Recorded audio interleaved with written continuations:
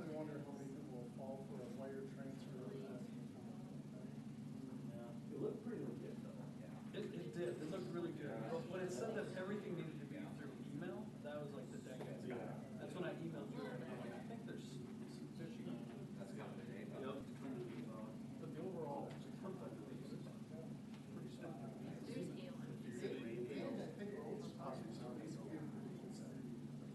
Support on all. Yeah, I heard there were supposed to be some pretty stormy storms. Did you get hit last? Right. I mean, What was the alarm for yours? I didn't even. It is 6 p.m., the June 16th, 2025 session of the City of Eau Claire Plan Commission is called to order. If anyone in our audience wants to speak tonight, please complete a public hearing contact form located on the back table and give it to one of our planners at the front table.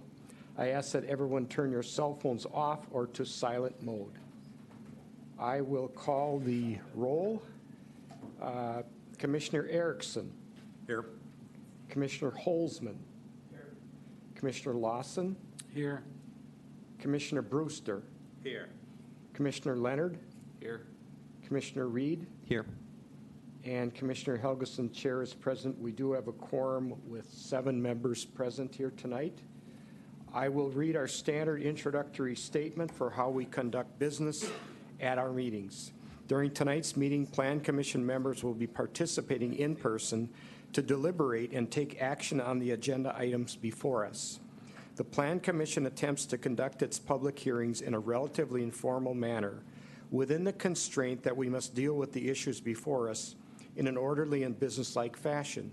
We give the applicant an opportunity to speak first, and then others are each permitted to speak, either for or against the proposal. We do request that everyone restrict their comments to the issues before us, avoid unnecessary repetition, and be prudent in the use of time. We want to be sure that we have adequate time to deal as carefully with the last items on the agenda as with the first.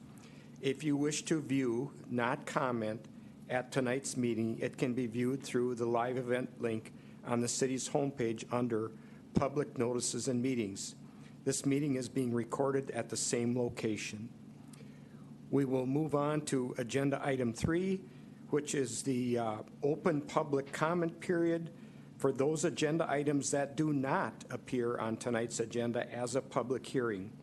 Items number 5 and number 6 are noted as public hearings and have specific comment periods included during the discussion of those items. Item 10 will be a discussion amongst commissioners only. Item 4, our consent agenda, and items 7, 8, and 9, which are public discussions, are open for public comment at this time. Other than the applicants, is there anyone here wishing to give public comment on agenda items 4, 7, 8, or 9, or any other comments not related to tonight's agenda? Anyone that would like to speak on this tonight, on these items tonight? Items 4, 7, 8, and 9. Seeing none, we will close the open public comment period and move on to agenda item 4. This is our consent agenda. Tonight, our consent agenda has 2 sub-items. 1, approval of the June 2nd, 2025 Plan Commission minutes, and number 2, the Lowe's Creek permanent easement with Eau Claire County. The entirety of the consent agenda will be acted upon by a single vote. Are there any commission members that have questions or would like to see any sub-item removed from the consent agenda and placed on the regular agenda? Any commissioners? Commissioner Erickson. Thank you, Chairman Helgeson. I'm wondering if anyone is here that could, and staff, that could answer a question regarding the Lowe's Creek permanent easement. I'm just interested to know if, with the type of boring that is anticipated to be done, do you think any of the trails that are in that area will be put out of commission for a period of time while that work is being done?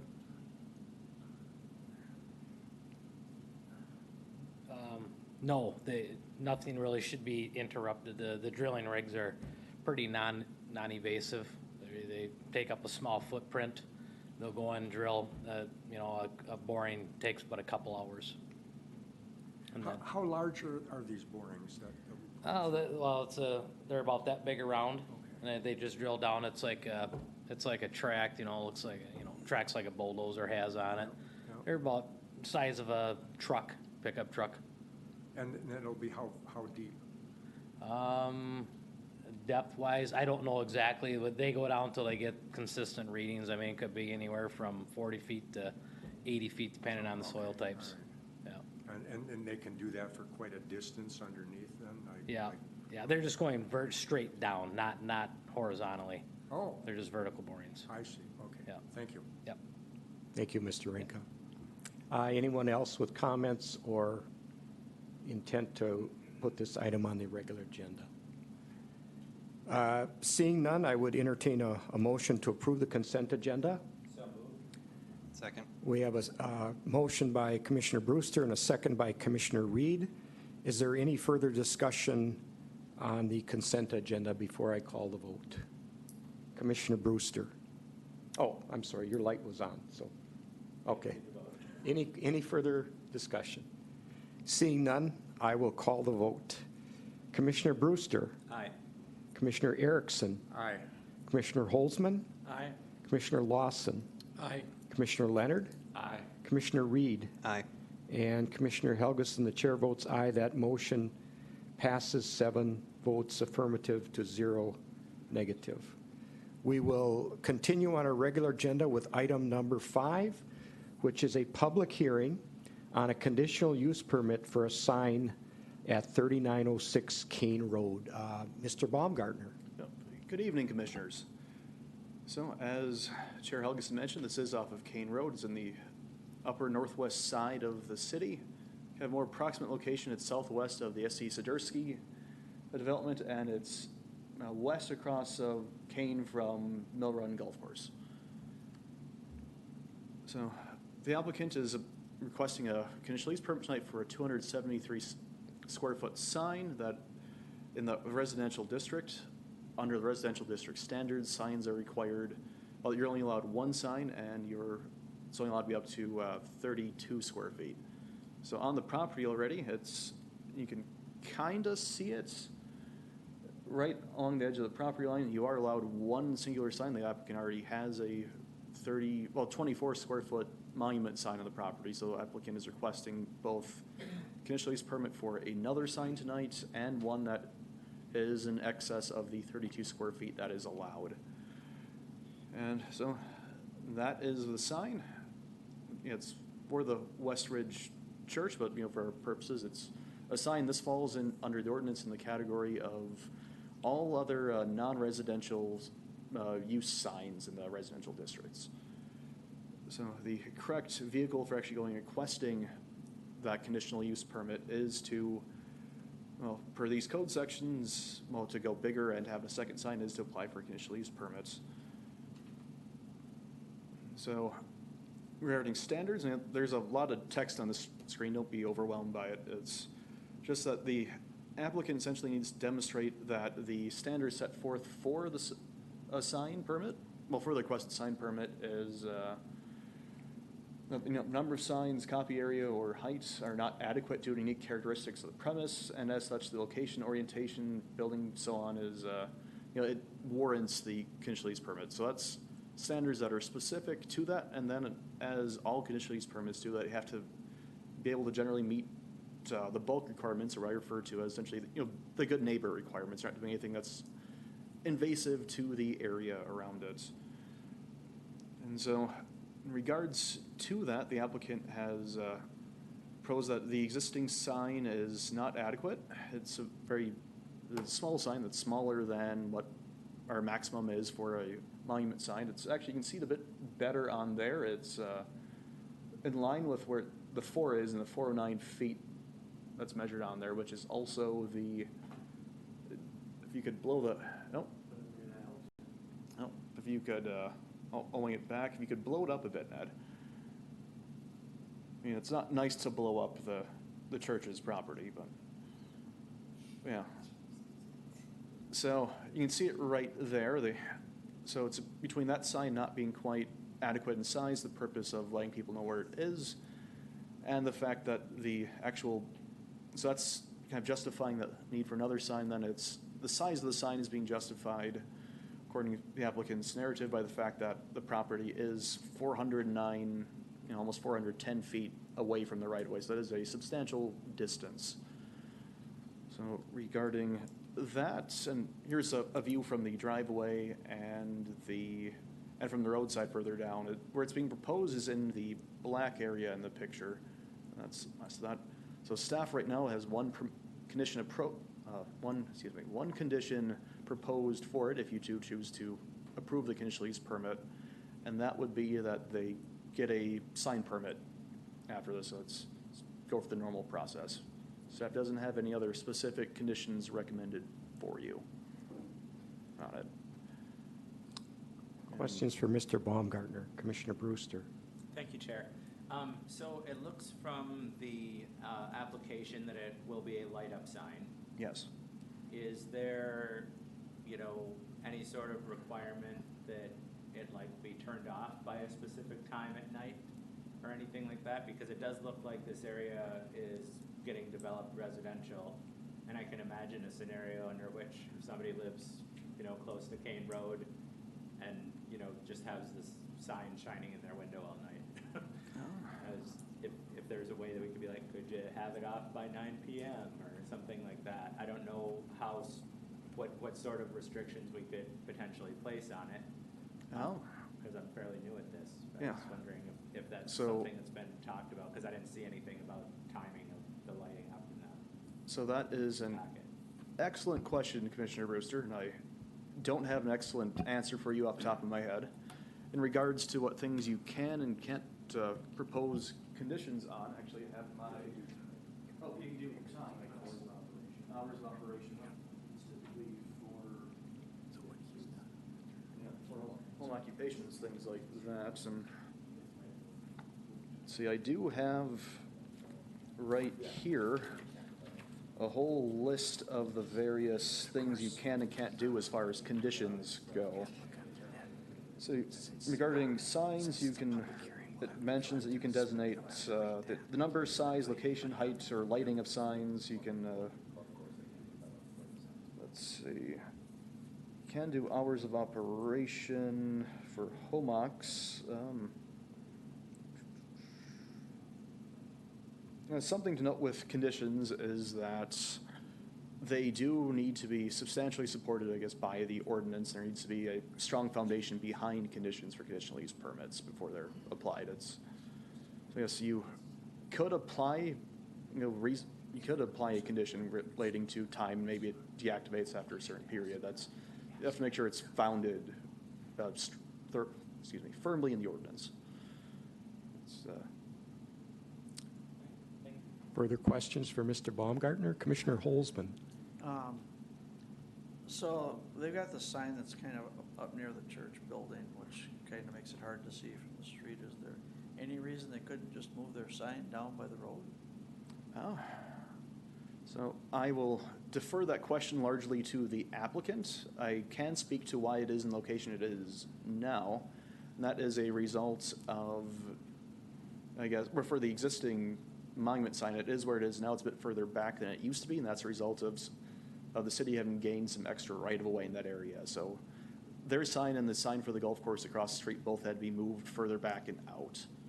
So that's why the monument is where it is. As to why they couldn't put a bigger sign next to the road, that will be for the applicant to speak on. Commissioner Erickson? Yes, Mr. Baumgartner. If they just had proposed the part of the sign that was the cross, would that be considered a sign?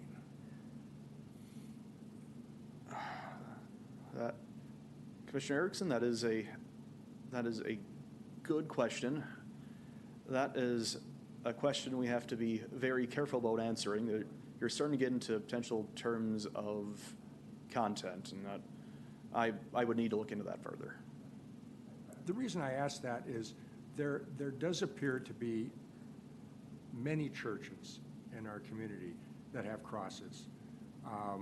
And they also have, you know, the name of the church on the building and that sort of thing. But they're you know, they may be separate or they may be together. I've seen them in numerous locations, Trinity Lutheran, a couple of churches on Rudolph, that sort of thing, because that's in the vicinity of my neighborhood. But I'm just wondering, I guess in my opinion, a cross itself would be considered more of a symbol of the faith of the building rather than necessarily a sign in and of itself. But I'm open to interpretation on that, and that sounds to me like it's probably a pretty tricky legal interpretation. Yes, Commissioner Erickson, I would try to refrain from going into content, and also keep in mind the religious land use and was it something? There's an act that was done in 2000 that makes that a very tricky But question. I'm just wondering, is it content? If it's not content, then it's not a sign. And that is something I would have to look into further on that. Further questions for Mr. Baumgartner? Seeing none, thank you, Mr. Baumgartner. As chair, I have significant questions on this application, so I am going to hand the gavel to the vice chair of this commission, that is Commissioner Erickson. Thank you. Any other questions from anyone else on the commission? Is the applicant here? Please state your name and address and spell your last name before you begin. And, yes. My name is Adrian Lamb for La Crosse Sign, Lamb spelled L-A-M-B, like the fluffy animal. And I can go through, I'll go through all of it. Some of it covers what he said, and I'll address some of the things, but ultimately their current sign that is within the R3 code faces those two challenges of it doesn't adequately let the church communicate that they're there, what they do there. Over the years, many people who look at the building wonder what that building is or what it does, because either the ground sign goes unnoticed because it's too far away from the building and people are looking at the building, or the ground sign itself, because of the easement, is also too small to be read considering the speed of the road. People don't have time to read the copy on the sign. So the solution is to get a second sign, and they want to make sure this next sign is large enough that people know that that is the church. You know, again, not necessarily for the congregation, but also for weddings, funerals, you know, whatever the case may be, so people can find their property. And given the large property size and how far the building is set back, that's the challenges that they're facing and trying to address.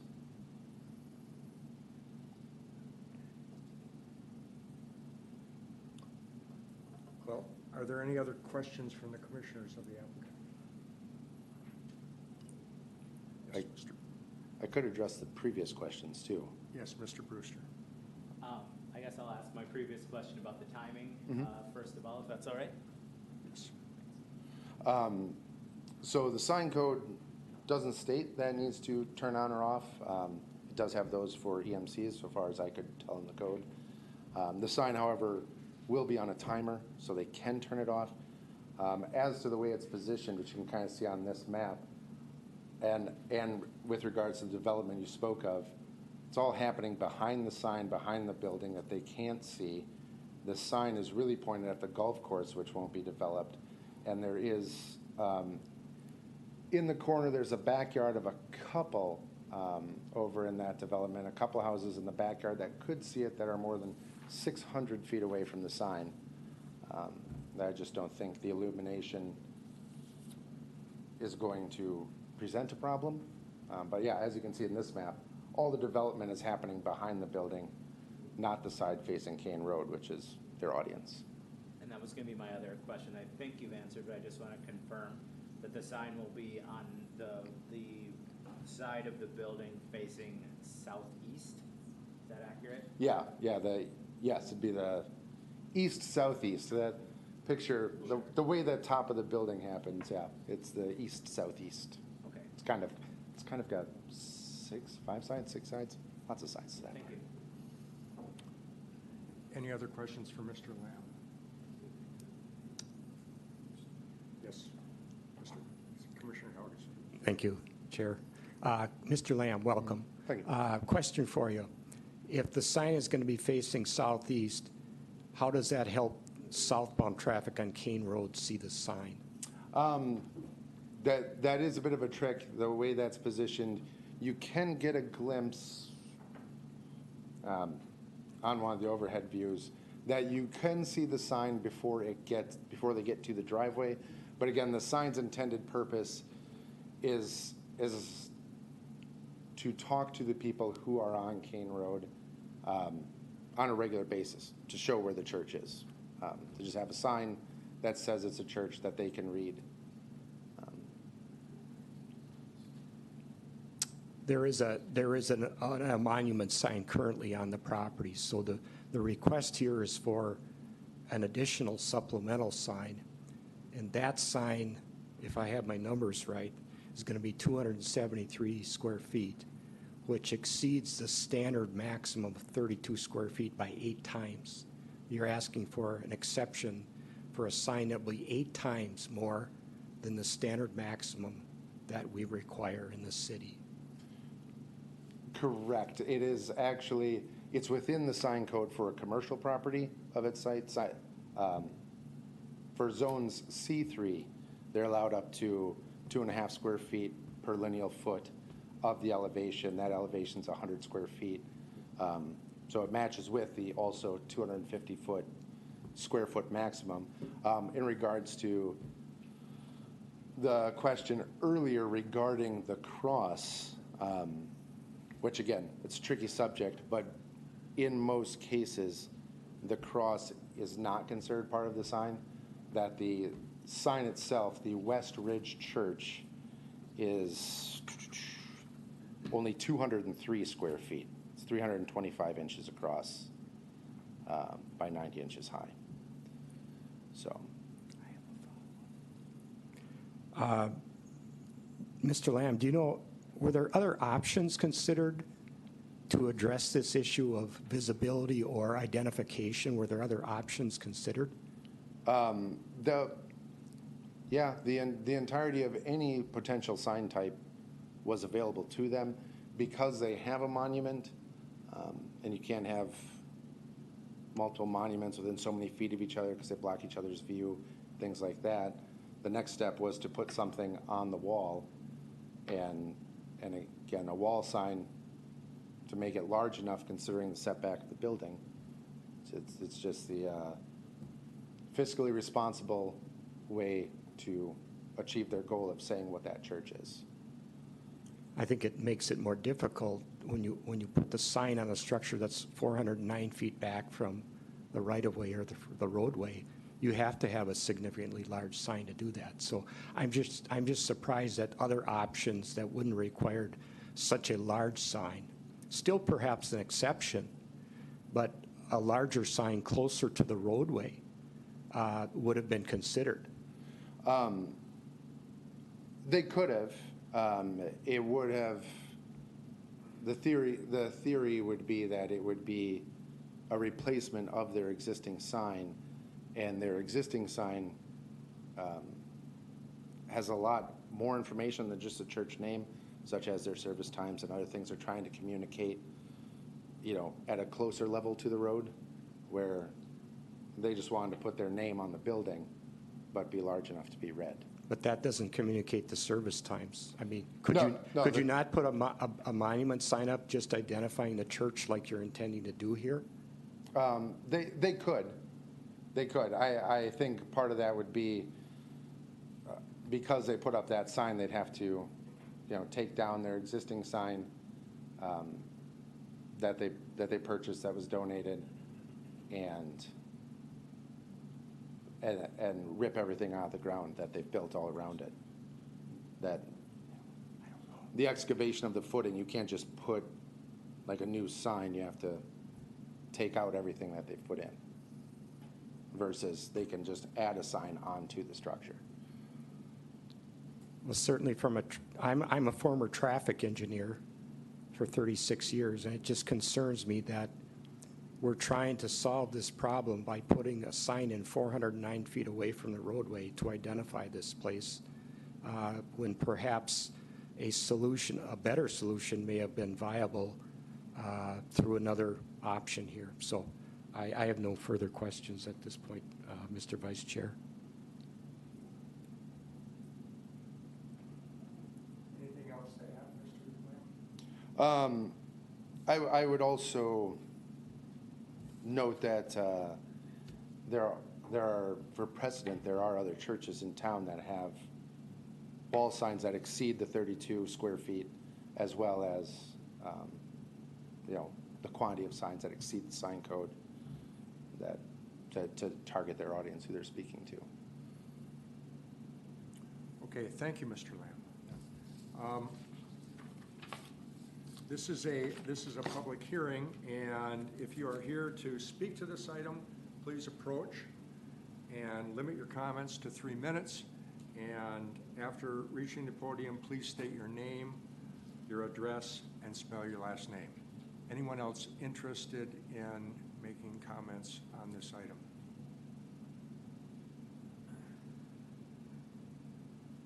Seeing none, then, is there a motion on this item? Mr. Chairman Helgeson. I will make a motion to approve this proposal for purposes of bringing it to a vote. Second. Thank you. A motion is made and seconded. Is there any other discussion from the commission? I am going to vote no on this proposal. I don't think other options have been looked at, and I have a really difficult time approving a supplemental sign that's 8 times the size of the standard maximum limit by ordinance. Anyone else? Mr. Chairman, or Commissioner Brewster, excuse me. Thank you, Chair. I also share a previous speaker's concern about just the extent of the size, as well as it doesn't appear to have like a limitation on brightness, and I know that's something that we could put in there, unless I've missed it, which is entirely possible. But sometimes, signs can be pretty unreasonably bright. And also the sign, I would love to have them explore some other options that were, hard to say something is invasive while being 409 feet away from a road, but that's a little bit closer and I guess more standard to what our code says. Thank you, Commissioner Brewster. Anyone else wishing to discuss or speak regarding this motion? Well, then the chair will call the roll. Commissioner Brewster? No. Commissioner Holzman? No. Commissioner Lawson? No. Commissioner Leonard? No. Commissioner Reed? Nay. Commissioner Helgeson? No. And the vice chair votes no, and the motion fails on a vote of 7-0.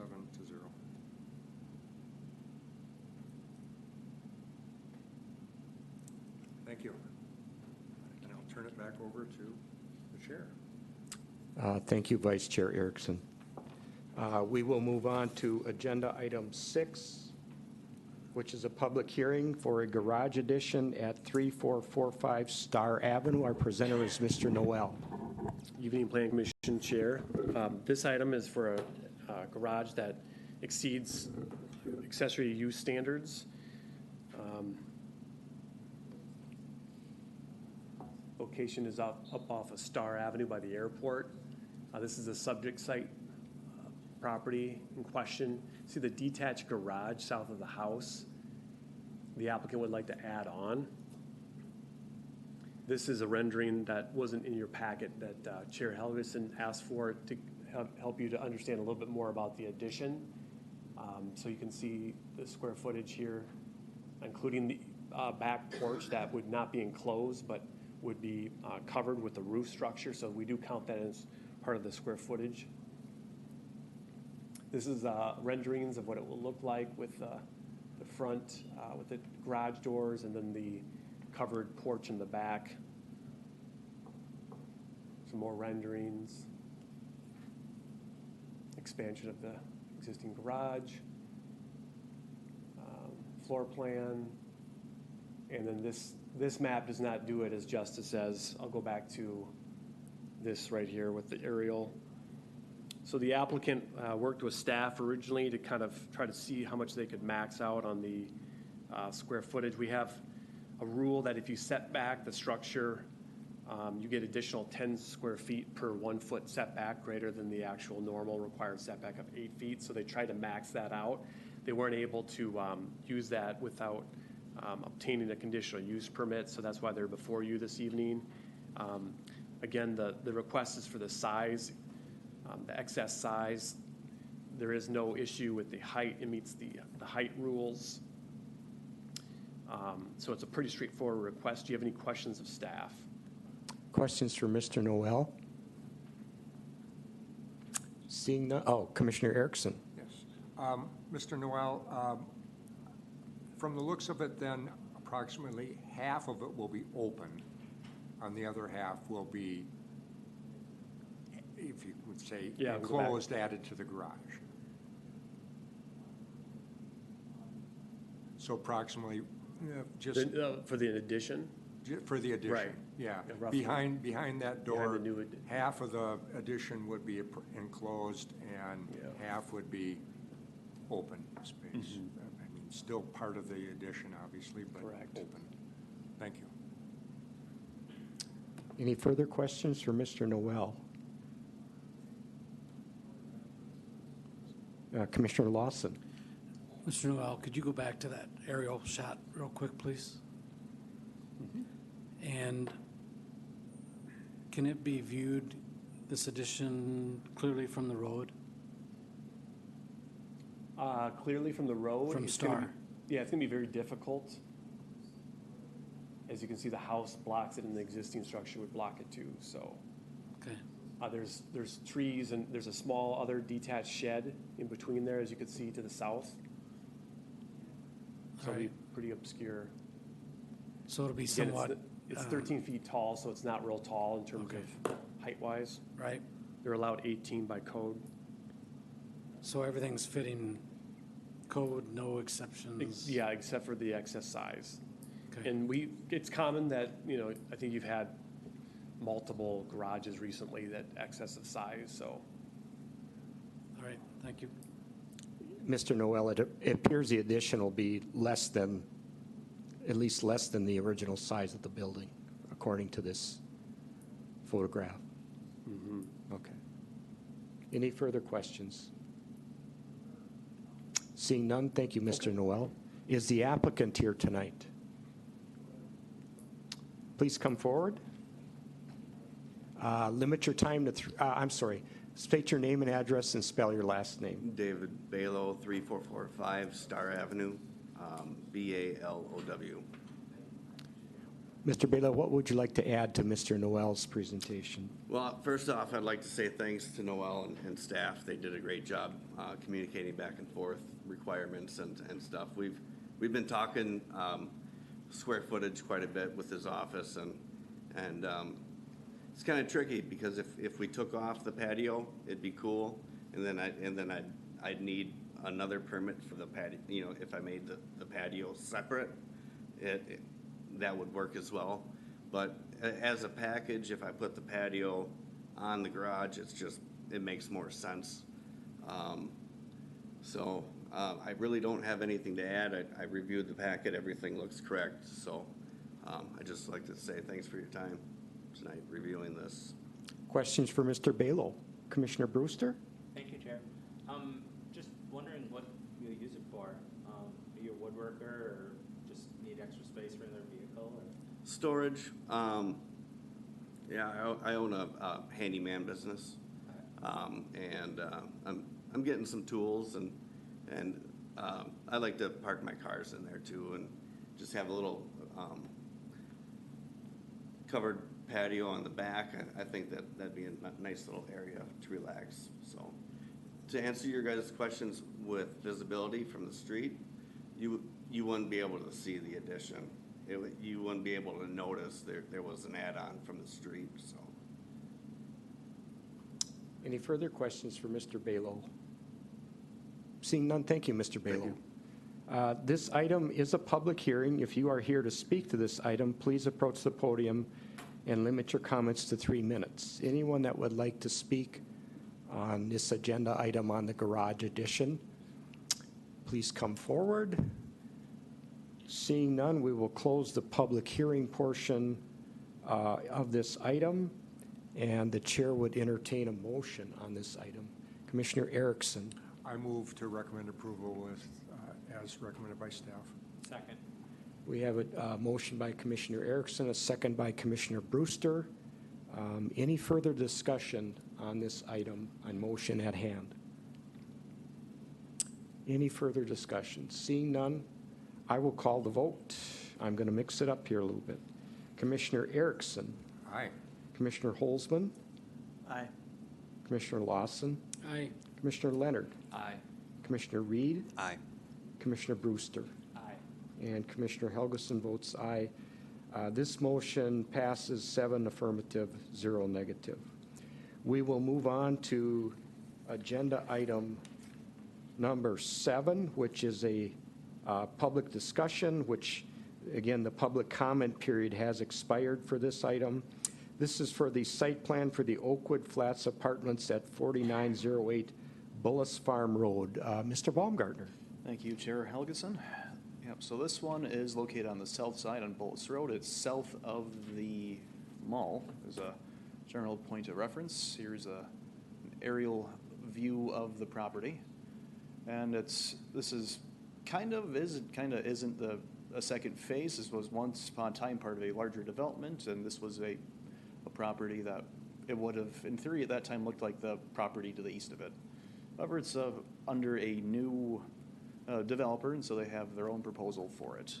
But it is subject to all the same site plan standards and conditions as the original one was.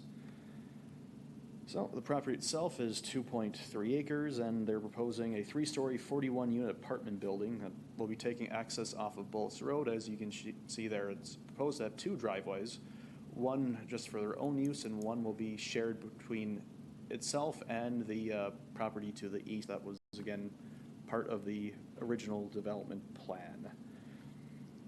So with that, with the 3 stories, there is 1 unit proposed on the first floor. It's an ADA unit along with 23 parking stalls, and then the other 2 floors have the other 40 units, and both floors look like that. So standard kitchen, no studios, my understanding is all 1 beds. So I guess going back to the rest of the site plan with it, so currently they're proposing for landscaping, there is street trees proposed at 1 per 30, and there's a variety of other trees throughout the site, along with foundation plantings at the building and along the parking lot. Parking-wise, as a total, they're required to have 41 stalls. That is, and they're currently proposing 56. So by ordinance, we're allowed to approve administratively up to 25% above that. In this case, they're proposing a few more, so it's believe that was at about 50 or so odd percent in addition. So with that, the part of what's going on with that is the applicant is suggesting additional allowance due to the, it kind of being a shared lot essentially. There's already some overflow going on right now with the apartment building to the east, and they are having that overlap doesn't cover some of the overlap between the two buildings, and it's also providing extra spaces for visitors rather than one bed per one actual thing. So staff can't administratively approve anything above the 25% maximum, so the commission will have to go and approve that tonight as part of the site plan approval.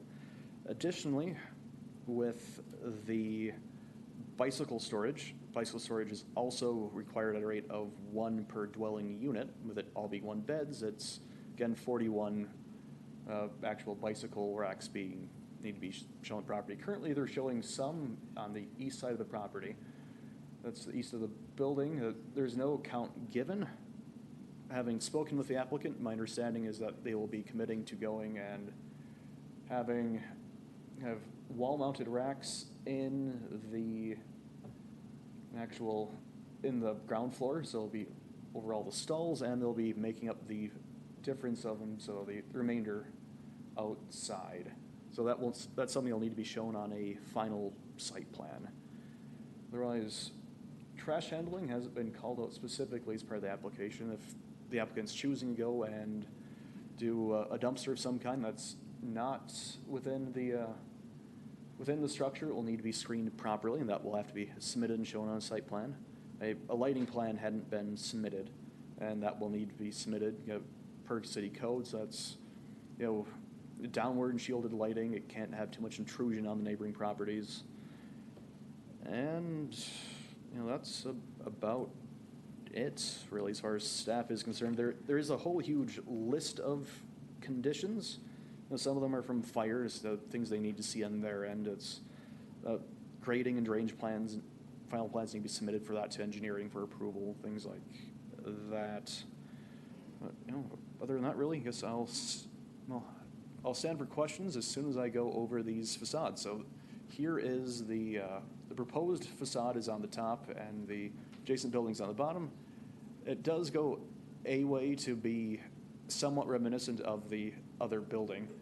So it's kind of mimicking colors and to some degree materials. Those brown columns, it's a little hard to see from there, at least for me, even with my glasses on. But those are brick, and otherwise it's proposed to be charcoal lap siding. And yeah, I will stand for questions. Questions for Mr. Baumgartner? Seeing none, thank you, Mr. Baumgartner. Is the applicant here?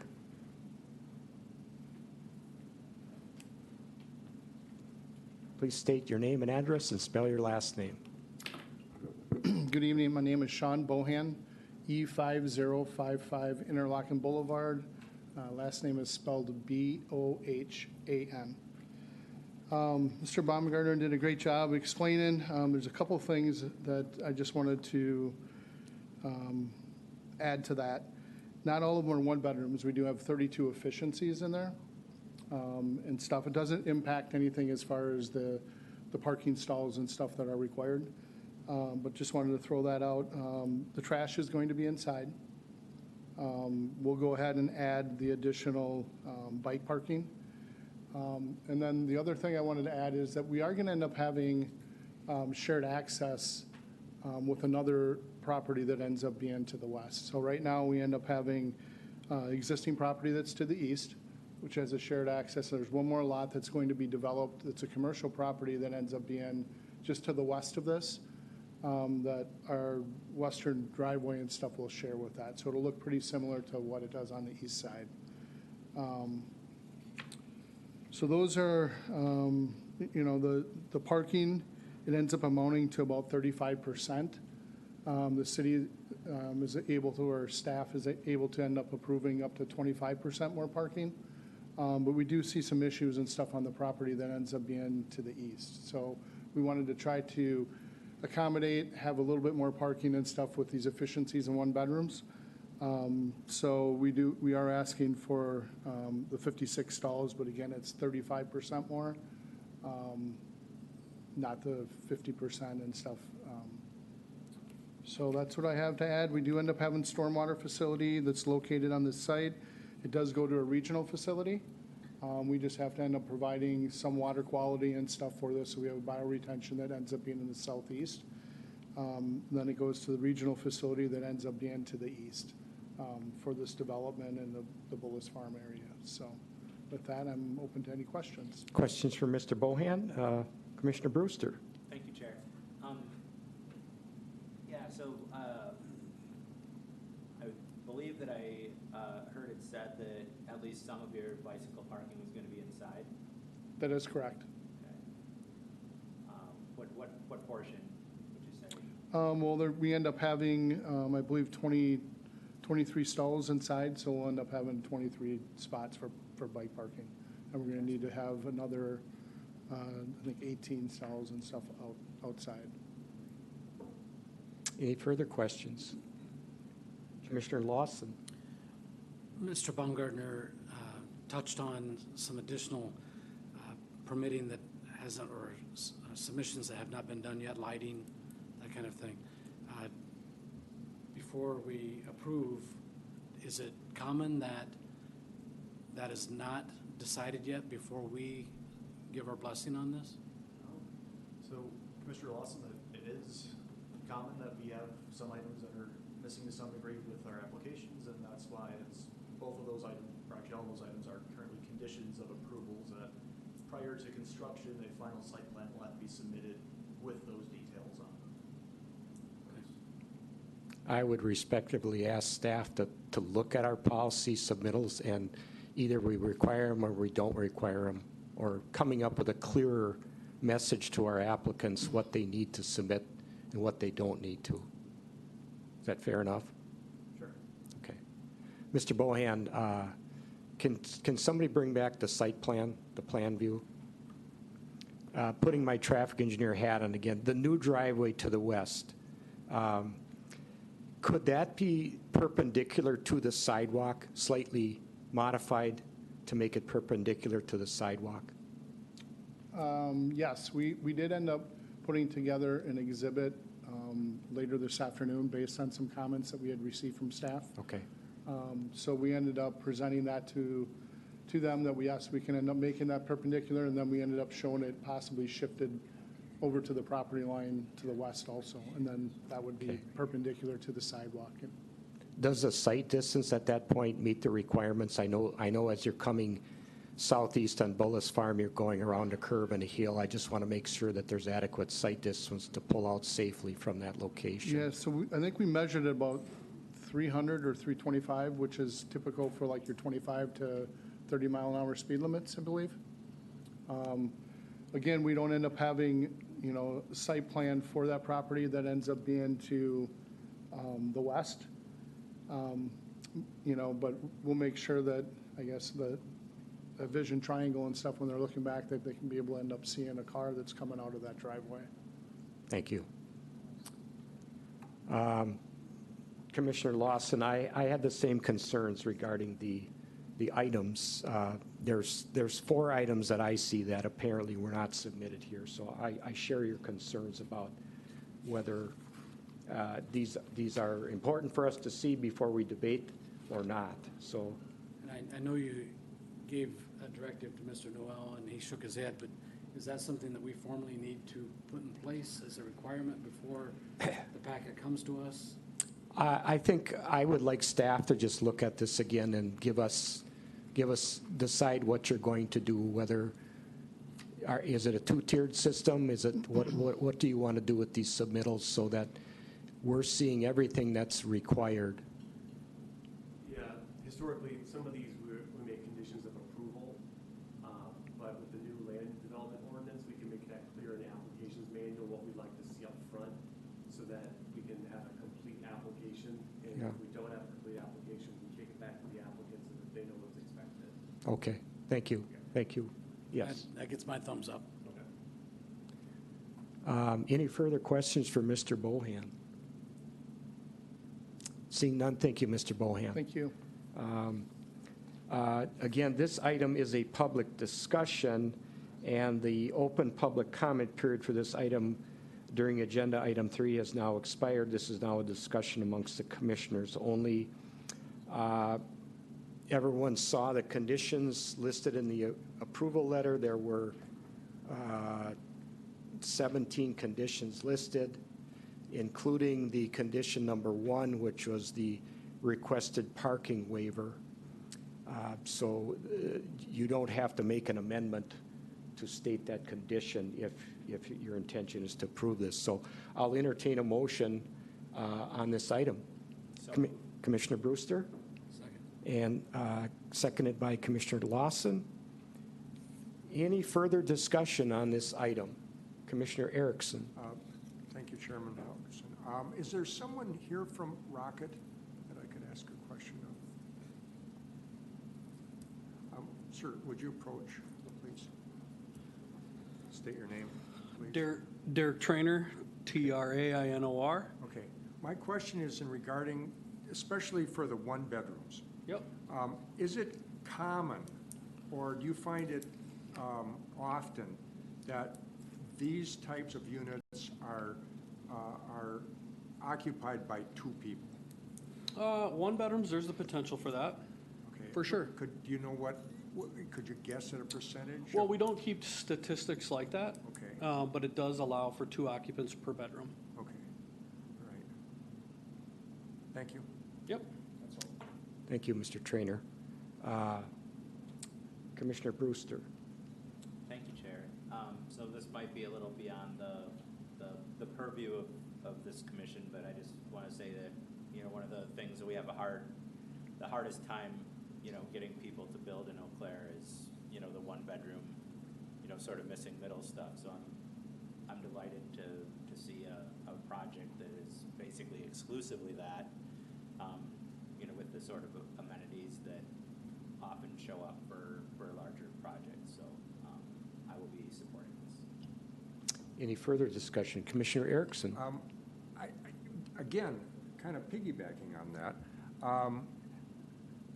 these being majority single bedroom or efficiency units, I think in today's market where prices are relatively high, you'll often see people doubling up in order to save on rent.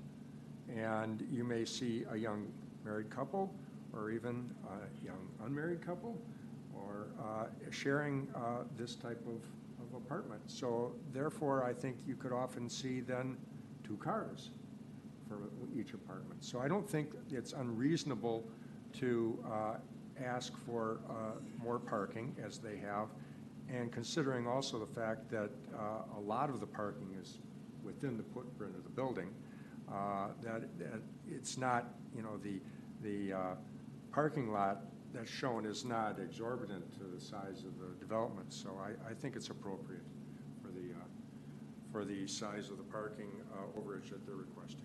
Thank you. Any further discussion on this item? Seeing none, I will call the vote. Commissioner Holzman. Aye. Commissioner Lawson. Aye. Commissioner Leonard. Aye. Commissioner Reed. Aye. Commissioner Brewster. Aye. Commissioner Erickson. Aye. And Commissioner Helgeson votes aye. The motion passes 7-3. We will move on to item, 7-0, I'm sorry, thank you, thank you. I did not do well in math. And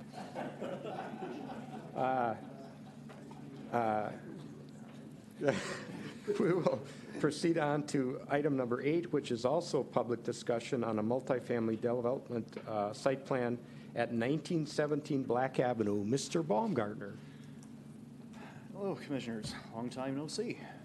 Yep, so this is an application for multifamily development that is proposed as a condo complex. The best frame of reference I can give you for it is that it's north fairways across the highway from Costco, which is a landmark in its own right. So here's an aerial of the property, kind of showing the dense trees, a single-family home. It's where it is along the highway. Here is the site plan overlaid on the property. A couple things to note. One is that there was a CSM applied for. This property's annexed in recently. And so note that the back of the property is technically on what will now be another parcel that will be out in the town of Washington. Not town of Washington, town of Seymour, not the town of Washington. We're not annexing from them at this time. So there's a small little wedge of the property it's left out for that. Landscaping wise, the applicant is proposing street trees at 1 per 30, the standard rate, and they do go along a portion of Black Court, which is a private road, and that's up to the point where, if you look at it, that's where the tree line still continues that area, and it is behind the proposed retaining wall. Now, what is the development exactly? It is, with it being a condo complex, it's 3 6-unit condos that are all single bed with one, so 2 of them are single bed with 1 stall garages. And actually, before I make that mistake again, actually, no, they are 2 beds. They are 2-bed condo units with single stall garages. That constitutes buildings 1 and 2. Building 3 is depending on whether you look at the architectural or the application, it is either a 1 garage or 2 garage of the same orientation. And then the building 4 is also 6-unit, but is a 2-stall building. So with that, I guess first on cover is parking. So parking, this one was the one that was over by 50%. Now, it's important to note that with that 50%, that part of the calculation, the driveways that are shown are being included in that calculation. So they're required to have 40, and they're proposing 60, and that's just due to driveways having included. What the waiver really covers is the 7 visitor stalls that are shown right in kind of south of building 2. And that's being proposed just to essentially, allow for visitors. And otherwise, it's the driveway that's making up the bulk of the overage. So that is something that the commission will have to approve. Otherwise, let's see, trash handling wasn't covered directly in the application. After some discussion, the applicant, my understanding is that they will be going with having individual trash cans for each unit. I do have a condition on this in the staff report that if they do choose to go ahead with a dumpster for things like maybe some of the trickiness with maneuvering for a garbage truck going down the private drive, that is something that they'll have to screen it appropriately. Let's see, pedestrian connection wise, they're proposing a set of stairs going down to a proposed sidewalk along Black Avenue. There is a condition that actually from engineering had to be extended further down the entire length of right-of-way on that side to the driveway to the south that they're taking access with off of. Let's see, otherwise, let's see, covered landscaping. A lighting plan was not submitted at the time of application. That is something that will need to be submitted to us. Very similar conditions as last time, downcast, shielded, can't intrude on the properties too much. Something to note that wasn't part of this, which is not to the detriment of the immediate application, is that a condo plat was not submitted as part of the condo site plan. The declaration wasn't quite ready for submission, and while I neglected to put it in the PowerPoint, a version of it was submitted the day we were putting together the actual staff report, so that is available for you to look at for the actual condo plat itself as a draft. The draft will have to come back before you through the final site plan process. It'd be on consent agenda, and then you give a recommendation to City Council. That's something that will be coming at the next meeting. Regarding the elevations, you can see kind of a mix of the single and twos from the front. It's a nice rendering as far as that goes. A mix of stone and wood siding, some lap siding. It wasn't, actually, no, it was specifically called out to suppose it consists of black LP siding, Vesta steel siding, evolved nail-it stone, and plastic wood look lumber on the exposed rafters, and a concrete breeze block for the patios you can see in the bottom. Beyond that, I guess if the Plan Commission decides to approve the site plan this evening, the applicant's proposing to begin construction this summer, with a full build-out projected as being summer of '26. I guess with that, I'll stand for questions. Questions for Mr. Baumgartner. Commissioner Erickson. Mr. Baumgartner, Black Avenue appears to narrow to the south end. Is that actually part of Black, or is that part of a trail at the very south end? So, Commissioner Erickson, that is all part of Black Avenue. If you look closely, Ned, if you were to blow up the neighboring property, it is all part of the road right-of-way up to that point right there. So that goes in, where it narrows the most is where it turns into Concord Trail, which is a private drive. Ah, a private drive, okay, not a trail. Correct, it's just a clever Okay. name. Okay. Would street parking be available along the east side of Black? Commissioner Erickson, that is a good question. I don't know the specific restrictions for street parking in that area, if there are any or not. I guess in theory it would be, and the applicant would be able to take advantage of that, allow for more guest parking, but Do you know is there a curb and gutter on the east side? Yes, Commissioner Erickson, there does appear to be curb and gutter in the aerial photo to some degree. Ah, okay. Street view shows it. Okay. But no sidewalk. Yes. Is there any sidewalk planned?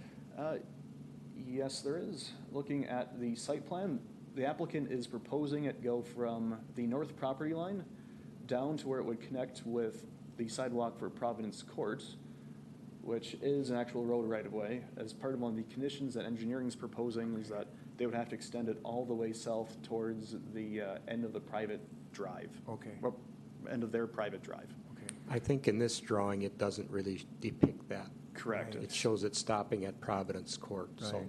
That is thank- correct. Thank you for the clarification on that. And so there's curb and gutter, but that road narrows, so does that mean the right-of-way also narrows at that point? It's just the road narrows down to the trail, the Concord Trail.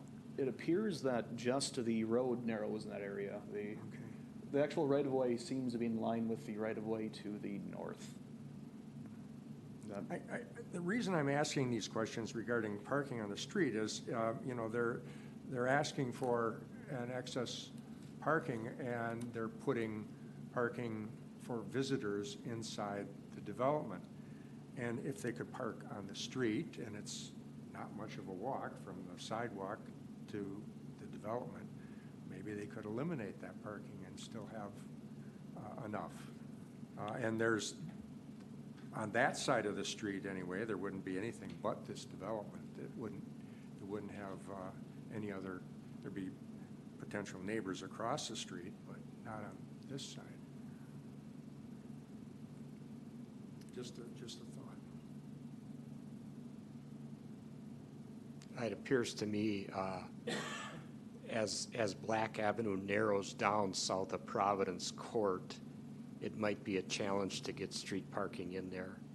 So you might be able to get some street parking north of Providence Court, but I don't know if that would be substantial. Maybe you'd get 3 cars in there or something. That's where perhaps the condo plat could come in handy. Maybe we could get the street widened and we could have parking.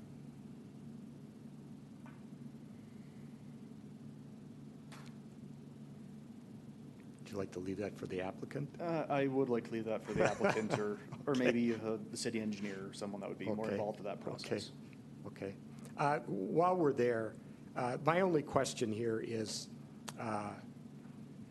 because Black Avenue does narrow down to very narrow at the south end where it meets Concord Trail, I just want to make sure that the driveway width and the aprons are adequate for, let's say, a U-Haul single unit 26-foot truck to get in and out without jumping over the curb and things like that. Yeah.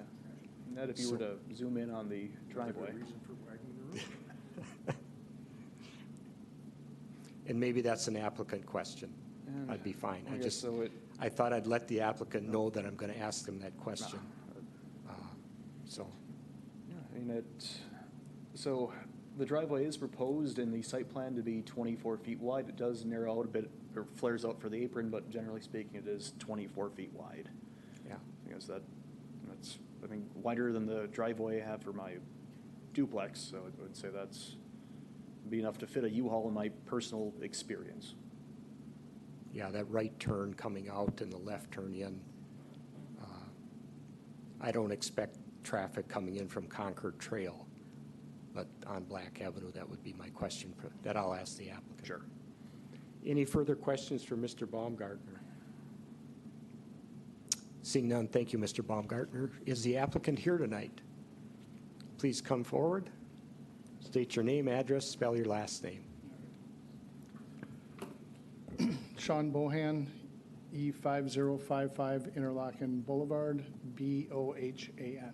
So you guys are going to be sick of me because I'm on the next one too. So just to answer, I guess, a few questions. Chair Helgeson, we did end up receiving that comment from engineering and stuff also today in regards to that driveway entrance, to which we ended up putting some turning movements and template and stuff on there. We are looking to widen that out, or at least it's still going to be 24 feet at like the right-of-way and everything, but we'll widen out that north entrance and stuff to be able to make sure that we can end up getting trucks and stuff in there. Thank you. Again, Mr. Baumgartner did a good job of explaining what's being proposed. I think one of the big things to hit ends up being just the number of parking stalls, and again, where those actually end up being. We end up having 60 that is being shown, but again, you end up having a number of those being the actual driveways. So then they would be blocking the garage if a vehicle ends up being in there. So it's one of those, whether you include it or not. We certainly end up having, we wanted to be able to put some additional stalls for visitor parking on the site. This development, we're looking at, more of like a 55 or a 60 plus kind of community. And we didn't want to end up having parking on the street, people having to go up a set of, 15, 20 stairs and stuff to be able to get into the site and stuff if they're visiting, that they can end up coming up there using the visitor stalls or park in the driveway. Very similar style to what we end up having in the Timber Bluff community. Fairly similar buildings. They're going to be slab on grade, zero entry, and everything to be able to accommodate, that 60 plus community. We have multiple stormwater facilities that are located on the site. Both can be bioretention facilities, so they'll take care of our water quality, take care of our infiltration, and then our detention that's required not only from the city, but also from the DNR. It does discharge into DOT right-of-way, so we have some calculations that we'll be providing the DOT, and then it goes to a series of regional stormwater facilities that end up being basically to the southwest prior to discharging into the Eau Claire River. I know that there's a few conditions. I do want to note a few of these, which are pretty similar to the ones you've seen on the last project. And several of these, I think 4 or 5 of them end up being actually from the fire department. They get into, your sprinkler connections, different things like that. Typically haven't seen those on our site plan approvals or conditions. So I know that it might seem like a lot that you guys are approving. There's a lot of them that are just basically either a detail that's being put on there or first time of actually seeing, the type of connections that need to be made, the sizes, that type of stuff. So really, and even the lighting plan, typically when we put something in, we always put in downcast lighting. We have wall mounts typically, for entranceways, that type of stuff.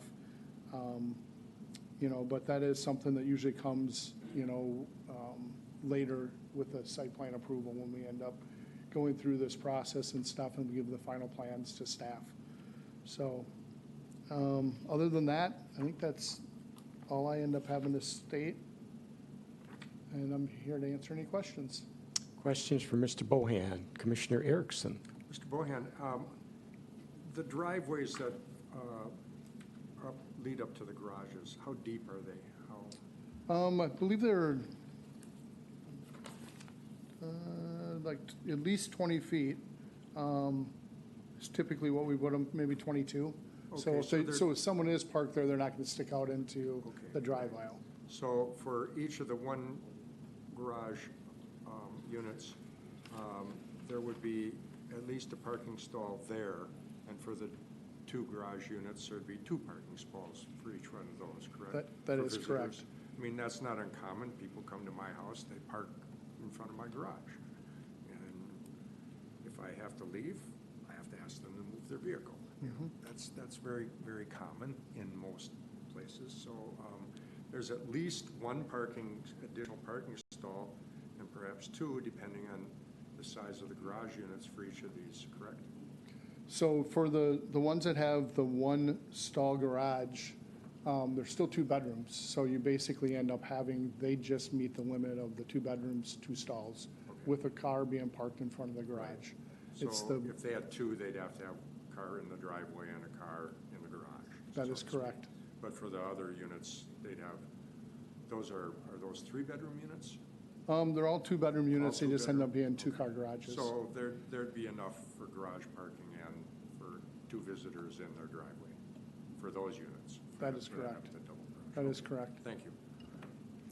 Any further questions for Mr. Bohan? Seeing none, thank you, Mr. Bohan. Thank you. Again, this item is a public discussion, and the open public comment period for this item during agenda item 3 has expired. This is now a discussion amongst the commissioners. The chair would entertain a motion on this item. So moved. Second. We have a motion by Commissioner Brewster, a second by Commissioner Lawson for approval.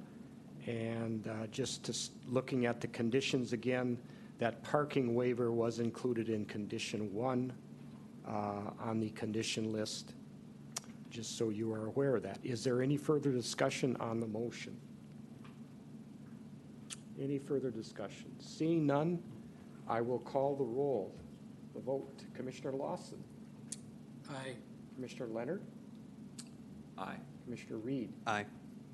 Commissioner Brewster. Aye. Commissioner Erickson. Aye. Commissioner Holzman. Aye. And Commissioner Helgeson votes aye. That motion passes 7-0. How'd they do there? Better? We will move on to agenda item number 9. Also a public discussion on a site plan for the Prairie West Apartments located on Prairie Lane. Mr. Noel. Okay, good evening again. This is your last project for the evening, more one-bedroom apartments. So in total, between those 2 projects, 137 units, actually.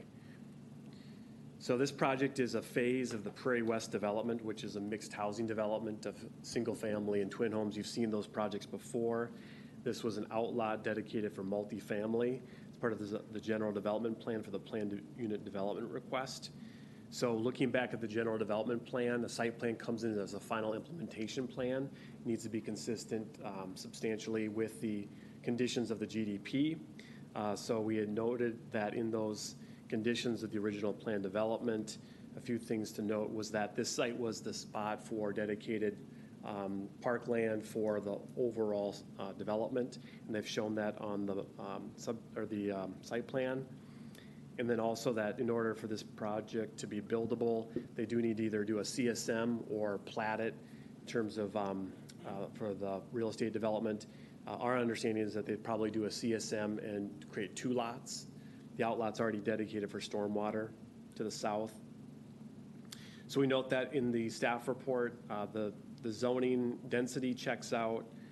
They meet the GDP plan with being at 96 units. They had a range from 90 to 110, so that works out just fine. The site is 5.59 acres. We have 12 buildings. There are 8 plexes within one-bedroom units for a total of 96 units. And the density range is 17 units per acre.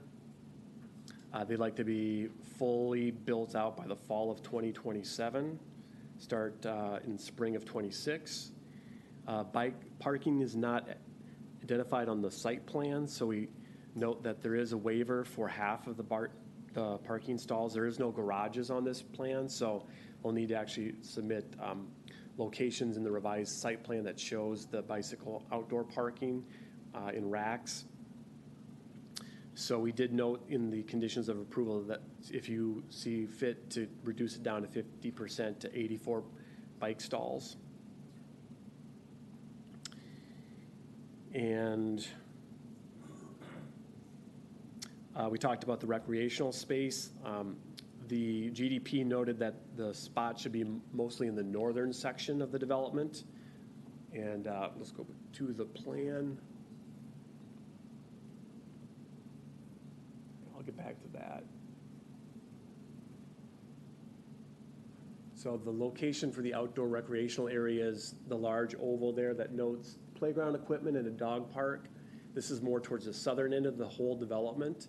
So the Plan Commission will need to judge if this is sufficient or if it should be relocated or partly relocated to more of the northern area as called for by the GDP. Going back to the site, let's look at the architecturals. These are plans are very similar to the Gateway apartments proposed off of Gateway in Hamilton that you've seen a few years ago, some of the commissioners. A little bit variation in terms of the exterior cladding, the horizontal band, the vertical slats, some of the culture stone on the front. These generally meet the multi-housing design standards. Just wanted to note that here, as you think about the new LDO ordinance, land development ordinance, before you at your next meeting, is that we do have quite a bit of standards that staff review and also the Plan Commission exercises judgment on when it comes for consideration. So the Plan Commission may grant exceptions to the manual standards here, but talks about the building facades, pitched roof articulated facades, front entrances, windows and porches and balconies, except provided in Figure 6 there on the location of the document, and that the building breaks shall be created if there's wall lengths of more than 40 feet to kind of reduce that barrack look of multifamily housing. So they appear to have met all these rules. Talking about the front entrance, there is one condition of one of the buildings need to have a front entrance off of Willstone Way. All the other ones check out, but that requirement's coming there in number 2, talking about that we need to have a front entry off the street. Building mass, this site is obviously in a vacant area that's being developed, and so there's really no other housing next to it, so it checks out in terms of scale and mass. Number 4, building materials are very similar within the whole complex. We do recommend that they mix up some of the color schemes and treatments within that, which is what they've done at the Gateway Apartments in the past. Again, the renderings, so these check out with the multifamily. There's also talk about parking locations. They've done a good job of moving the parking to the interior of the site, using the buildings to sort of hide that parking.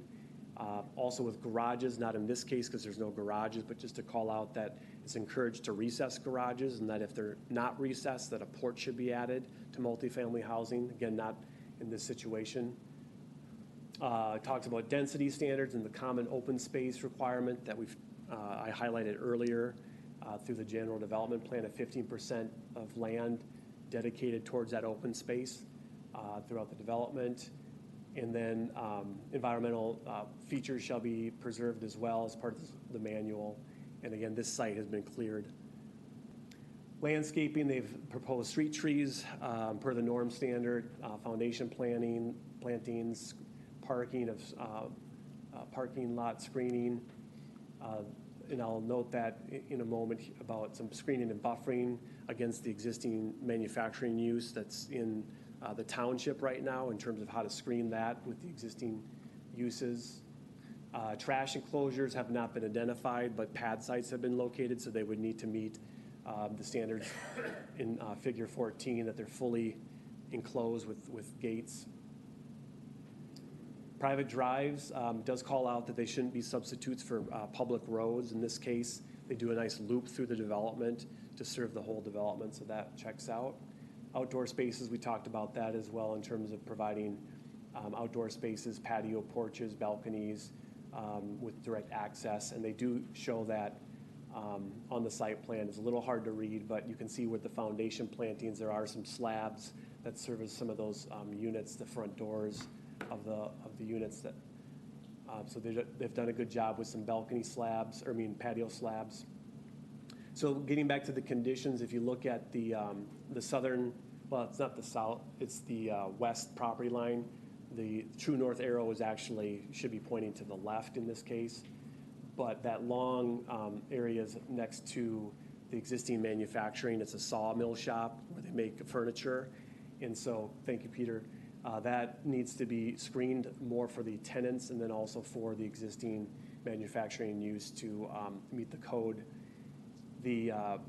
Just to the left of that, where that eightplex, that's where the front door needs to be identified. To add that there, yes. And the dumpster locations have been called out as well. The pad sites, and if you zoom out, just to highlight again that recreational area. So those are the conditions in the staff report. And any questions of myself, the applicant is also here. Questions for Mr. Noel? Commissioner Brewster. Thank you, Chair.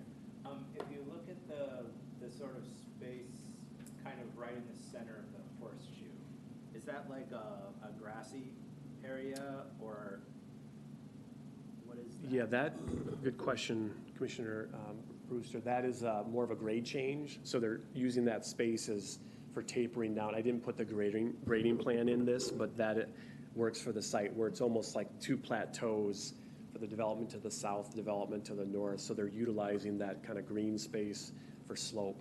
So maybe like a sledding hill? People could use it, is my understanding. Mr. Noel, can you confirm there will be sidewalk within the street right away along, is it Willowstone? I see a dashed line. I just want to make sure that is proposed sidewalk. I see the internal sidewalk system is quite extensive, but I wasn't quite sure if that meant it was going in the future or if it was going in with this site plan. Yeah, City Engineer Al Rinka, correct me if I'm wrong, but is that in the subdivision infrastructure agreement for earlier phase? Yeah, there will be sidewalk going in there. With this site plan? Yeah, I can't remember if it's with the previous overall SIA or if we're gonna do a separate one for this one. Okay. But it will be put in. Okay. There is a condition in the staff report about the SIA, so. Which could be later than this? This could be completed before the sidewalk? The SIA? Yeah, I mean, this development might be proceeded and being built and the sidewalk's not in yet. Is that a possibility? No. Okay. The sidewalk would be in before these would open? Yeah, I gotta look, Okay. I would have to look at our current SIA to see if Okay. it is in this one. I don't know Okay. if you remember, Sean, if it's in the overall one or not, but we are requiring sidewalk on Okay. both sides of all streets in the right of way. Okay, Yeah, thank you. yeah. Okay, so we have, okay, any more questions for Mr. Noel?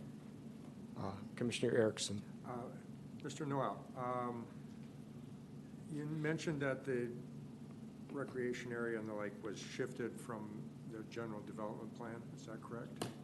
I mean, Yeah, the was it general a different development location? plan was a little ambiguous in terms of the actual location. It just said more towards the north to serve the whole development. So this is a little bit further to the south, but it's really the Plan Commission's call if this is adequate. This is a space that the applicant can obviously speak better to it, but is a space that seemed to be useful for programming. Would you say it generally complies with the general development plan? That, I would say that's up to the Plan Commission. The other thing too, I failed to mention is that we understand that they are proposing a berm. And so if that's true, we'd like to make sure that that berm is kind of flattened out, lowered so that the accessibility of the playground area, that all the residents can see that for the it entire is meant neighborhood. for everyone else. It's not kind of bunkered in. So So we should maybe add that as a condition. It is in your condition. It but- is, okay, thank you. So how many other units are we expecting in the general development plan in addition to this? I'm just trying to get a sense for a central location for this playground, because you're saying the entire development.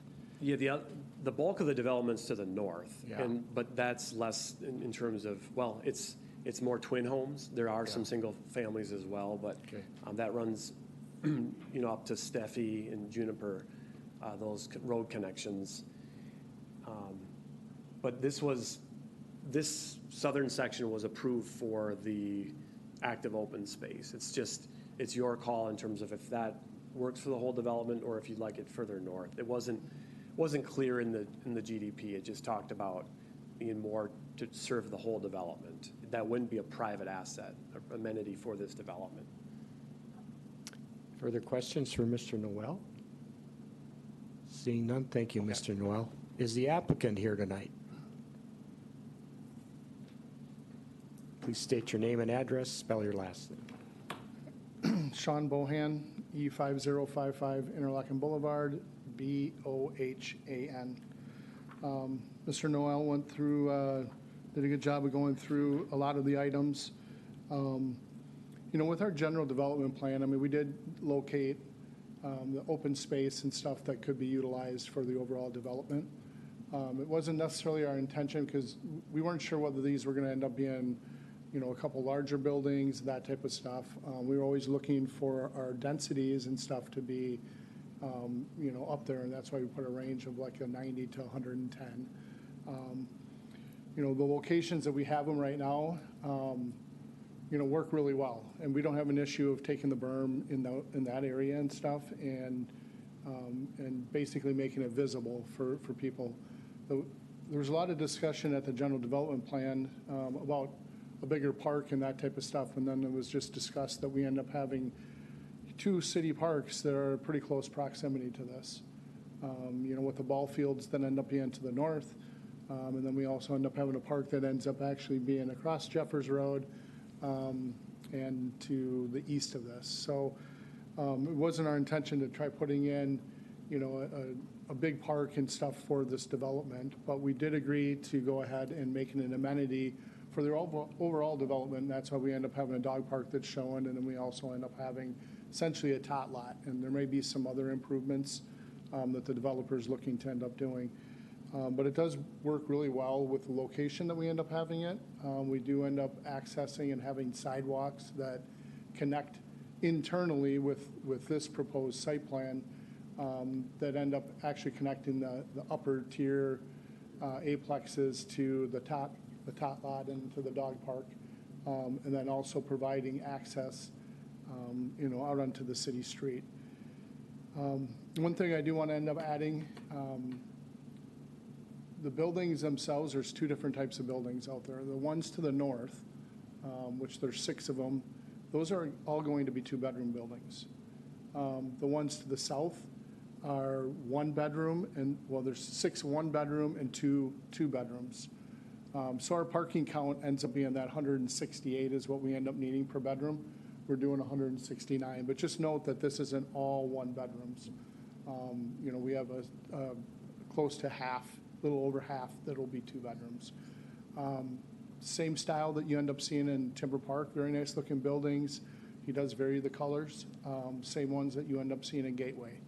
Affordable rents and stuff like that he's able to end up keeping with these buildings. And he's done a really good job of renting them out. It will be under like a homeowners association. They'll be upkeeping and doing anything with the landscaping and the lawns. Obviously, that's going to be quite a substantial sidewalk that they're going to have to end up shoveling and stuff all along the city street. That'll be taken care of through this association. One thing on the screening and stuff that Mr. Noel talked about to the west is that existing commercial property or industrial property ends up sitting up significantly higher than what we end up having with at least the buildings on the lower tier, the lower 6, the southern 6. The building up there ends up sitting at an elevation of a 37 and 38, while our buildings are sitting down at about a 29. So we got a 9-foot difference in elevation. It's gonna be really difficult for us to screen it. You know, while we can end up doing plantings and stuff like that, that's fine, but just realize that we're sitting down, so people visually and stuff, second story, it's gonna be, it's not something that we can really end up screening until 25 years down the road when the conifers or something like that get to be 30 feet tall, you know, so, but just wanted to bring that to your attention. There was the question about the green space and stuff between the upper and lower. That's exactly what that is. We end up having about a 5-foot grade difference and stuff between them. So we got a, you know, decent lawn area and stuff like that, that we're gonna have it as usable, but it's also our transition area from the upper tier down to the lower tier. In presenting to emergency services, they were very happy that we ended up having 3 entrances and loop roads and that type of stuff for fire access and everything. We are looking at doing this as public water main, but private sewer. So we'll go through the conditions and a developer's agreement with city council and stuff for that. So that'll be coming down the road. So with that, I'll answer any questions you might have. Questions for Mr. Bohan? I see Commissioner Brewster. Thank you, Chair. So I'm looking at these, you know, amenities, the playground, I think what that is there, and then the dog park. And I'm just wondering, how difficult, you know, I know you have them squeezed in there nicely, how difficult would that be if you went all the way over to the north? Because it looks like there's sort of a big chunk around the, let's just say for the purposes of how this is set up, the upper left, yeah, right there. And just, you know, if the idea was to have something a little bit more central and north, it looks like there'd be a lot of space there to fit both of those in, and then you might even be able to get 2 more of the 1-bedroom 8-plexes in where the dog park and the playground were. Is that something that was discussed at all, and if so, why was it nixed? So it actually was discussed, but what it ends up doing is doesn't give the privacy and stuff to the patios and to the residents and stuff that would be in 2 of those buildings, which would end up being your building 10 and 11. So you have your backside, you have your patios and everything that are there, so then all of a sudden they're like right on top of the tot lot. When we're looking at where the location is right now, the entrance that you end up seeing that's right next to the tot lot actually ends up being the sprinkler room. So you don't end up having, you know, kids and the noise and all that type of stuff essentially right in your backyard, right? So that's kind of why it was chosen there, why we ended up having this, and the buildings in the south on that lower tier are all smaller buildings than what it ends up being on the northern one. So, you know, we wanted to end up trying to give as much space for those tot lots and that, you know, the dog park area and stuff like that as possible, but not totally having someone's backyard that's 15 feet away or something like that. So if they were out grilling or something, they had 20 kids out there playing and stuff and being noisy, that type of stuff. So it's just one of those things of a little bit more privacy. And that was one of the big things also with a berm and stuff that was out there, is to try to give it a little bit of privacy and stuff too, since we have a big road frontage that kind of goes along this whole area. Maybe cut down on some of the noise and the traffic and that type of stuff for them too. So there is no other tot lot plan in the general development plan except this one? That is correct at this time. But there will have to be site plans come in for the rest of the GDP, correct? Mr. Helgeson, that wouldn't be correct. Everything else in the site was proposed to either be single or Okay. single homes or duplexes. So Okay. So we didn't reserve any other space for recreation, apparently. Correct. At this Yep. time, there is another phase of planning that has yet to be done, but there wasn't anything on the general development plan for it. Okay, thank you. Any further questions for Mr. Bohan? Commissioner Erickson? Regarding screening along the industrial area to the, well, according to the map, to south, but maybe to the west. I'll have to talk with staff about that arrow. It's obvious that you can't overcome the elevation immediately. That will take years to do. Would it be possible, and I guess this is as much a question for you as it might be for staff also, if we were to trade off numbers for larger trees that might reach a height in, 4 or 5 more years sooner down the road. So in other words, instead of planting a bunch of small caliper trees, let's say evergreens or something like that, you put in more or fewer but larger caliper trees that are going to reach a height sooner to be able to provide some screening at least down the road. I mean, is that feasible under the code? Is it feasible from a development standpoint? Yeah, you're going to take away some of the street trees every 30 feet, or go like every 60, or? I'm not talking about the street trees, I'm talking about the trees along the south side. That would be required. No, I mean, I know the developer wants to end up making sure that this ends up being, private, and we realize that we are up against the commercial industrial.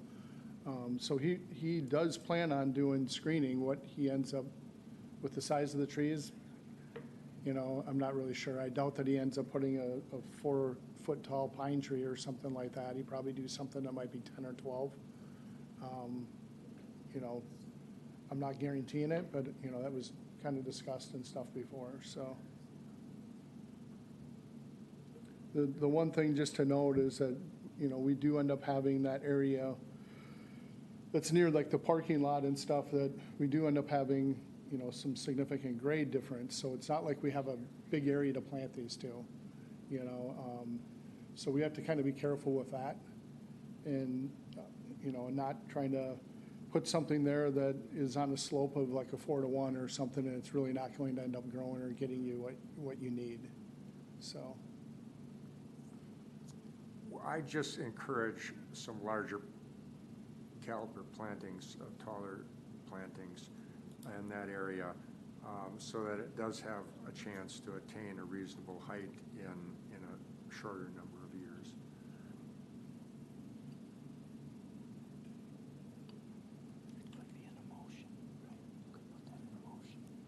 Commissioner Leonard.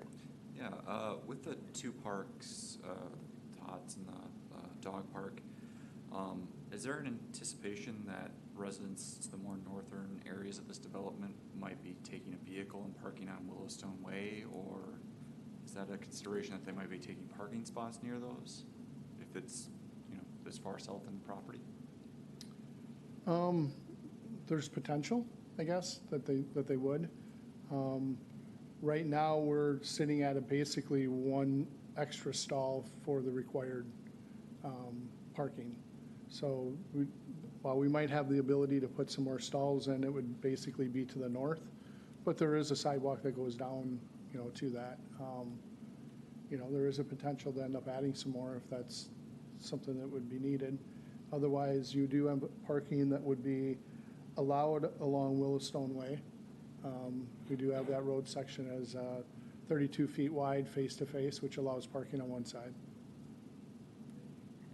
Further questions for Mr. Bohan?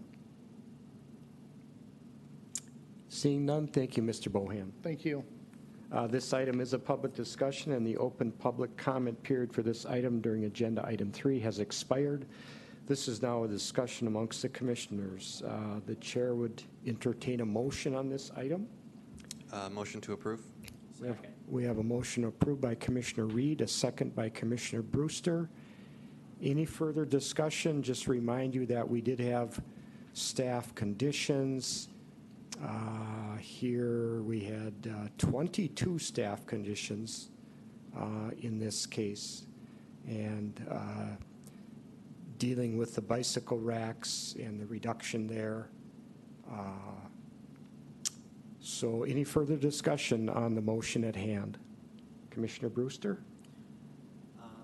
Thank you, Chair. I guess I'm not like opposed to the way things are set up with where the dog park and the Todd's Playpen is. I guess, to me, if you wanted to make a space that, the rest of the development would utilize, I would say get rid of Building 10 entirely and put other buildings immediately adjacent to Building 3 and 4 to, I would guess that would be the west. And then you could screen Building 11 and still have plenty of space there for, the tots and the dog park and everything like that. I don't think, is that something that makes sense to anybody else in terms of like looking at it as part of the overall development? Could staff approach the podium and show us maybe what Commissioner Brewster is referring to? Oh, yeah, because it's tiny. The writing's tiny. Oops.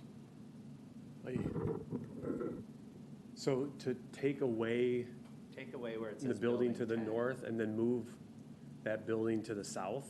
Well, either Flip that it? or it's one of the slightly bigger buildings, whereas like Building 3 and 4 are smaller ones that would probably fit like one kind of over the dog park and another over the tot park, and then you could put both the dog and the tot park where Building 10 was in that open area. There would be some parking there, in the way that there is right now currently for both the dog park and the tot park, but for people that I don't know, maybe this doesn't matter that much. I was just trying to figure out how to get the amenities in a little bit more northerly space for the rest of the development to enjoy. I was just thinking that might be an option.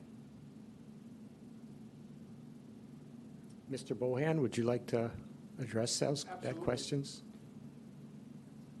So one other thing is, when we did the parking and we end up having it broken up with our 2 bedrooms up above and the 1 bedrooms with the 2 bedrooms on the end, is that we also end up having our parking pretty much exact for what's needed for the southern area to the northern one. So now if I start to switch buildings around, I'm going to be short, let's just say in the southern area. So I know it's an overall development, but then you could potentially end up having people having to park up near the tot lot to end up walking down through that southern area to end up getting to their apartment. So we're pretty cognizant of the fact that we were trying to make sure everything was there in front of those buildings, that they accommodated it, in the sense of we have 16 units or 12 parking stalls that are needed for the smaller ones, 16 needed for the bigger ones. So that's where we would run into an issue.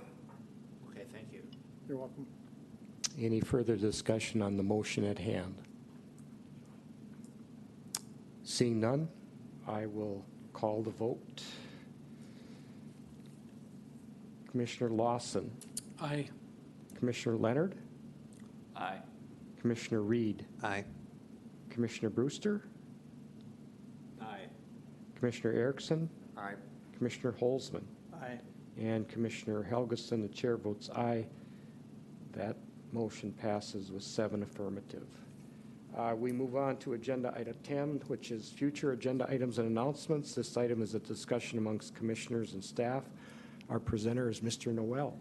Yeah, this will be brief. This is just to note that tomorrow, the 2 open houses for the Century Code update will be available. You're welcome to attend. We should have gotten my email a couple days ago about the open house version of the LDO code. The final public hearing version will be available Friday. It's not going to change much. We're working with the consultant right now on like formatting, making sure our reference numbers are all correct, kind of the dotting the I's, crossing the T sort of phase to get it ready for your meeting on the 30th.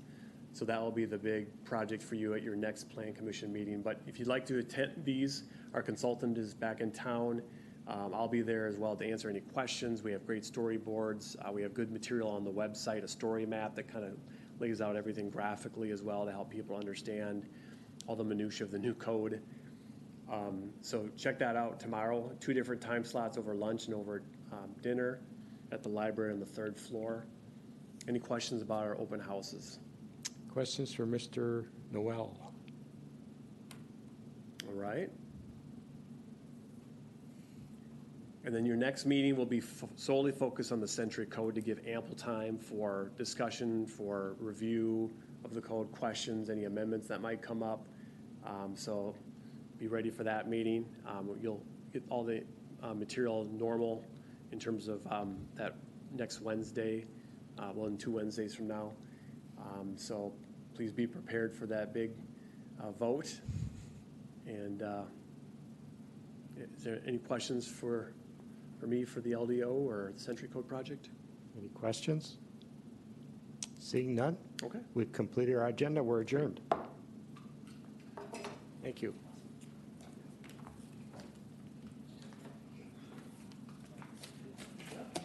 Well, forecast, am I going to hit rain outside? I don't know. There's supposed to be some bad stuff coming.